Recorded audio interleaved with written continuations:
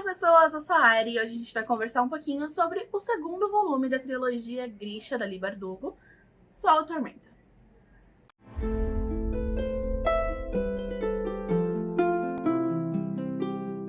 Bom, tudo que eu prometo é não ter spoilers de Sol e Tormenta, mas eu sou obrigada a dar spoilers de Sombra e Ossos, porque afinal é o segundo livro, então se você não leu, sai. Ou fica aqui por sua conta e risco. Então, no final de Sombra e Ossos, o Mal e a Alina fogem de Ravka. Vão tentar viver uma vida tranquila, como se eles nunca tivessem sido soldados, como se eles nunca tivessem se envolvido na guerra, como se a Alina não tivesse poder nenhum, e como se a Alina não tivesse um fucking colar de cervo pendurado no pescoço. Normal, né? Quem não fica usando cachecol até no calor?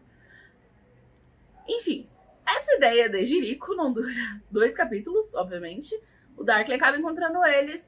E aí a história começa, assim, já com muita ação, né? Já começa com o embate com o Darkly e eles sendo arrastados de volta pra guerra, pra disputa e tudo mais. E aí também eles já descobrem que a Alina ter deixado o Darkly dentro da dobra no final do primeiro livro foi uma ideia muito ruim. Porque ele saiu de lá com mais poderes do que ele tinha, os poderes bizarros. E é isso que a gente precisa saber pra começar, porque mais do que isso, vamos começar a entrar em spoilerzinhos pequenos, mas não tô afim de dar eles. Esse livro eu gostei muito mais do que o primeiro, principalmente por causa do crescimento da Alina. Porque, como eu disse no primeiro, ele tinha uma ambientação muito boa, a guerra foi construída de uma forma interessante, o livro ele não era tão levinho assim, apesar dele não ser gore, ou não ser uma fantasia sombria, mas ele tinha uma pegada um pouco mais séria ali na ambientação.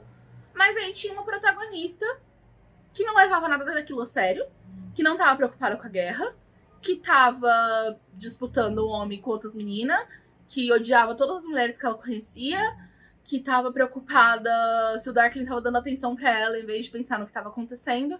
E isso me incomodou bastante, bastante mesmo. Parecia muito incondizente aquela ambientação com aquela protagonista.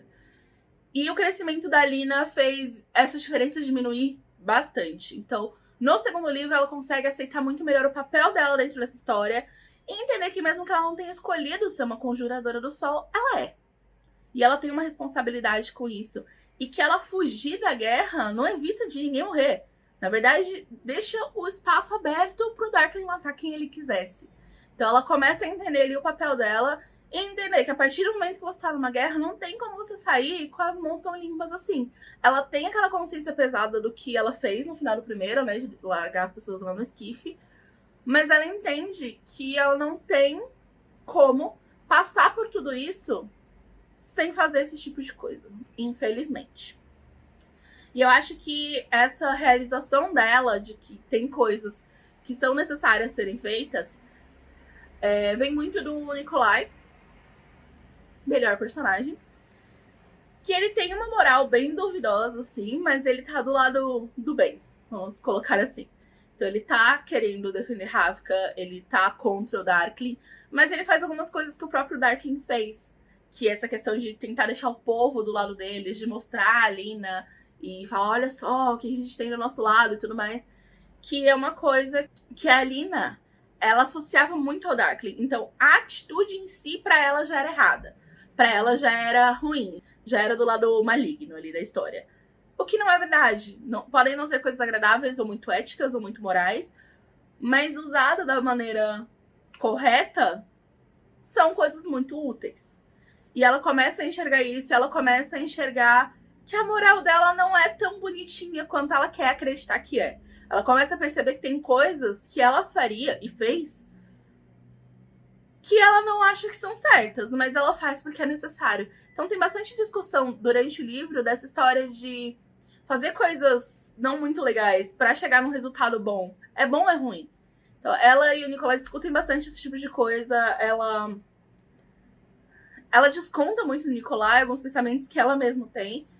E o Marley não consegue entender isso. O Marley ele realmente quer que ela finja que não tem poder, que ela não tem nada a ver com isso e segue a vida dela. Ele realmente não consegue entender a responsabilidade que ela tem. Ele não, né? Ele tá ali porque ela levou junto. Mas ele não tem muita responsabilidade.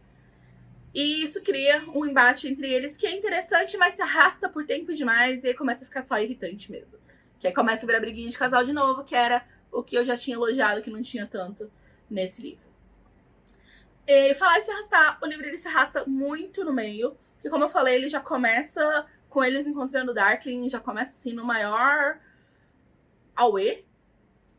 E aí depois vai caindo assim a ação, a dinamicidade, e ele vai ficando quieto, bem quietinho mesmo. Então fica uma coisa meio... Ah, é verdade, a gente tem que fazer tal coisa, né? Tem que encontrar tal coisa. Tem. Pô, ninguém sabe onde fica? Não. A gente precisava, né? Uhum. Não tem nem livro? Não. Que coisa. E é isso, por 2/3 do livro. Então, incomodou um pouquinho isso. Mas esse tempo foi trabalhado, foi usado pra trabalhar essas relações que eu falei da Alina com a própria moral, da Alina com o próprio papel dela e da Alina com o próprio poder dela. Porque ela começa a ter um pouquinho de ambição de poder, que não é, por si só, uma coisa ruim, mas é outra coisa que o Marley não entende. O Marley não entende porque que ela está tentando ser mais poderosa, ele não entende porque que ela está usando coisas, que ela está usando o poder do amplificador e começa a ter esse desbalanço ali. Por momentos eu até fiquei questionando se a Alina ela ia trocar de lado, porque ela tem alguns pensamentos ali que ela começa a crescer o olho bastante pro poder dela. Mas acho que foi proposital da autora de falar ambição por si só não é errado, não é ruim.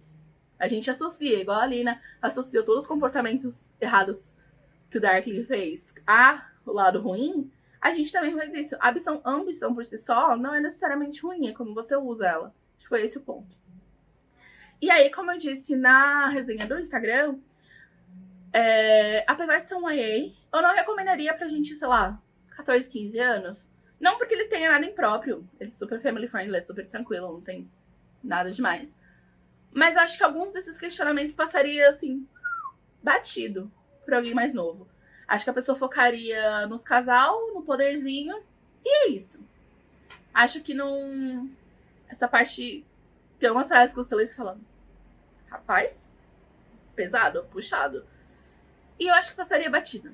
Então, não é que eu desrecomendaria se eu visse uma pessoa, sei lá, 15 anos falando, lendo, eu falo, não! Mas eu recomendaria mais para um pouco mais velho, uns 17, 18 anos. Ou 28, que nem eu. Não, aí já é muito, porque aí você passa raiva com a Alina. Mas basicamente é isso. Gostei bem mais desse segundo do que do primeiro. Estou querendo saber como eles vão fechar. Porque, como eu disse, teve muita coisa que o povo tem que fazer, tem que fazer, tem que fazer. Não foi feito. E Ruína e Ascensão é menor. Então eu não sei onde vai enfiar aquilo tudo. Mas vamos ver. E eu quero terminar principalmente porque eu quero começar Six of Crows. Então é isso. Acho que eu não vou terminar esse mês. Esse mês eu fiz uma baguncinha, eu coloquei um monte de livro, não tô conseguindo terminar nenhum deles. Mas provavelmente mês que vem Ruína e Ascensão. Então até semana que vem. E não esquece de se inscrever na minha newsletter para receber contos inéditos exclusivos toda primeira sexta-feira de cada mês. Agora sim. Tchau, tchau.